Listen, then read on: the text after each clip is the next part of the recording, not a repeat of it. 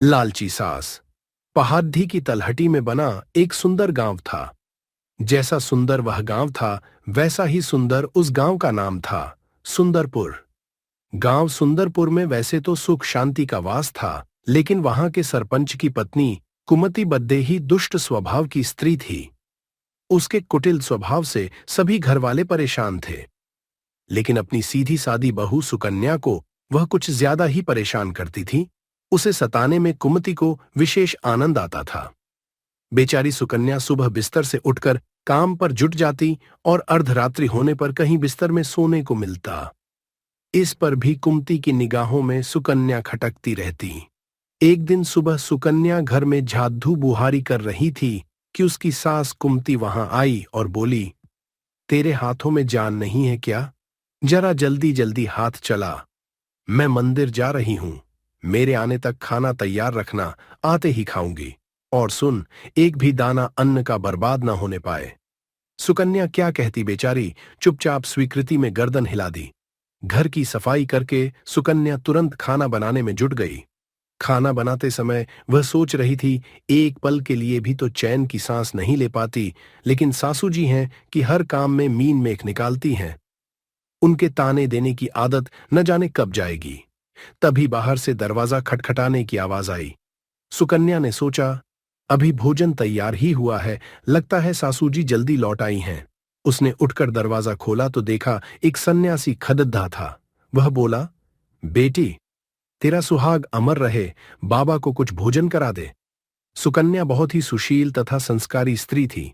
उसने सोचा, साधु महाराज को भोजन करा तो दूं, पर कहीं उसकी सास कुमति आ गई तो खैर नहीं। कुछ देर सोच विचार करने के बाद उसने सन्यासी को भोजन करने हेतु अंदर आने को कहा। उसके मन में पुकार उठी, सास से डरना कैसा, मैं अपने हिस्से का भोजन दे रही हूं। वह साधु को भीतर ले गई और अतिथि धर्म का पालन करते हुए उसे भोजन कराने लगी। अभी साधु भोजन कर ही रहा था कि सुकन्या की सास आ गई। साधु को घर के भीतर बैठे भोजन करता देख उसका पारा 7वें आसमान पर जा चढ़ा।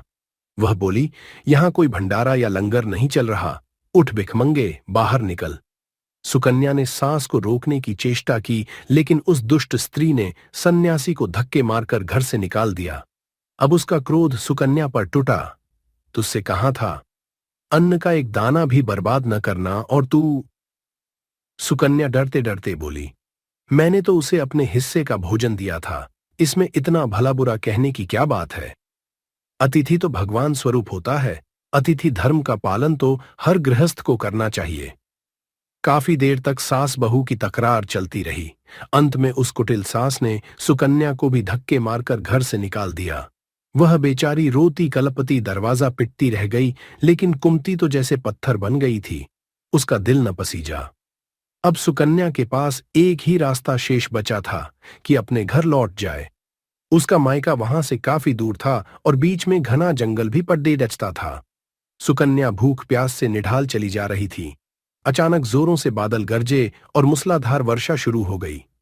वर्षा से बचने के लिए उसने एक पेट डीएच की शरण ली, लेकिन वर्षा का वेग इतना तीव्र था कि बचना मुश्किल हो गया। उसी पेट डाच में एक कोटर बना था। सुकन्या यह सोचकर उसमें घुस गई कि वर्षा रुकने पर बाहर निकल आऊंगी। वास्तव में वह पेड्डा 2 राक्षसियों का निवास स्थान था। वो भी वर्षा से परेशान होकर पेड्डाच की ओर ही आ रही थीं। अब तो चला भी नहीं जाता, वरना मन तो कर रहा था कि सोना टापू चली जाऊं। दूसरी राक्षसी बोली, इसमें क्या बद्धी बात है, ये पेड्डा हमें अभी उठाकर वहां पहुंचा देगा। कहकर दोनों पेड्डा की शाख पर बैठ गई। उधर थकी हारी सुकन्या की कोठर में घुसते ही नींद आ गई थी, लेकिन पेड्डा के उड़ने से लगने वाले झटकों से उसकी नींद खुल गई। पेड्डा को उद्धता देखकर वह घबरा गई थी। शेष कसर बाहर झांककर देखने से पूरी हो गई जब उसने पेड्डा की साख पर 2 राक्षसियों को बैठे देखा। अंततः उसने परिस्थितियों से समझौता करते हुए सोचा, जो होगा अच्छा ही होगा। कुछ ही देर की उड़ान के बाद वह पेड्डेज सोना टापू पहुंचकर उतर गया। दोनों राक्षसियों को भूख लगाई थी, सो वे दोनों शिकार की तलाश में निकल गए। उनके जाने के बाद डरी सहमी सुकन्या कोटर से बाहर निकली और चैन की सांस भरते हुए हाथ पांव सीधे किए। जैसे ही उसने सोना टापू पर फैली रेत देखी तो चौंक कर बोल उठी, यह रेत तो चमचमा रही है। फिर उसने रेत हाथ में उठाई तो जोर से चिल्लाई, अरे ये तो सोने की रेत है। अपनी साड़ी के आंचल में वह जितनी रेत बांध सकती थी बांध ली और पुनः कोटर में घुस गई।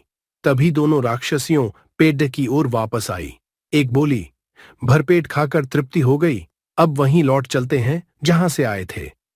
थोड़ी ही देर में वह पेड़ फिर वहीं पहुंच गया।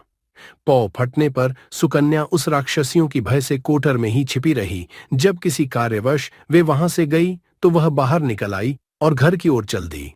वह सोच रही थी, इतना सोना देखकर सासू जी खुशी से पागल हो जाएंगी और सभी गिले शिकवे दूर हो जाएंगे।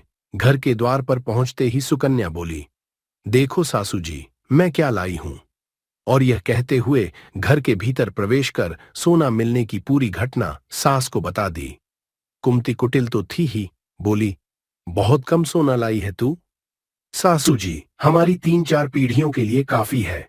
सुकन्या ने उत्तर दिया, अरे मूर्ख, सोना भी कभी काफी होता है, जितना हो उतना काम है। अब मैं जाऊंगी, फिर देखना कितना सोना बटोर कर लाती हूं। सुकन्या ने अपनी सास को बहुत समझाया, पर उस लालची मूर्ख स्त्री ने उसकी एक न सुनी और जाकर उसी पेड्डश पर बैठ गई। कुमति उत्सुकतावश जाग ही रही थी, तभी उसके कानों में एक राक्षसी का स्वर टकराया, आज मछली खाने को मन कर रहा है। दूसरी ने उत्तर दिया, चलो मत्स्य द्वीप पर चलते हैं, वहां बहुत मछलियां मिल जाएंगी खाने को। उनकी बातों को सुनकर कोटर में बैठी लालची कुमति स्वयं पर संयम न रख सकी और बोल पड़ी, अरे तुम सोना टापू क्यों नहीं जा रही। उसकी आवाज सुनने की देर थी कि राक्षसियों समझ गई कि जरूर कोई चोर पेड्ड पर छिपा बैठा है और उन्होंने कुमति को कोटर से उठाकर बाहर फेंक दिया। धरती पर गिरते ही उसके प्राण पखेरु उड्डा गए। कथा सार, मनुष्य को लालच कभी नहीं करना चाहिए। जितना मिल जाए, जो मिल जाए उसी में संतोष करना चाहिए। अधिक पाने की लालसा में हाथ आया भी जाता रहता है। यह भी ध्यान रहे कि लालची व्यक्ति का हश्र एक दिन कुमति जैसा ही होता है।